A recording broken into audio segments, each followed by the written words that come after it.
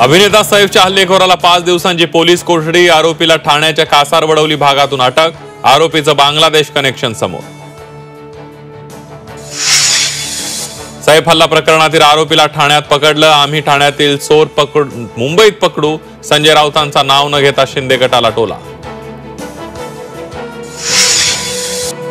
धनंजय मुंडे, दत्तात्रय भरणे, दादा भुसे आणि भरत गोगावले पालकमंत्री पदापासून दूर, महायुतीतल्या नेत्यांमध्ये नाराजीचा सूर। पहाटेचा शपथविधी हे दादांना पक्षातून दूर करण्याचं षडयंत्र होतं, धनंजय मुंडेंचा गौप्यस्फोट, शपथविधीला विरोध केल्याचाही मुंडेंचा दावा। दोन समाजात तेढ होत असेल तर ते टाळण्याचा प्रयत्न करा, मित्रपक्षाकडील खात्याचा कारभार वेगवान करण्याचा प्रयत्न करा, समन्वय बैठकीत संघ पदाधिकाऱ्यांच्या भाजप नेत्यांना सूचना। नागपुरात काँग्रेसचं आंदोलन, मोहन भागवतांच्या वक्तव्याच्या निषेधार्थ काँग्रेस आक्रमक, पोलिसांकडून आंदोलकांची धरपकड।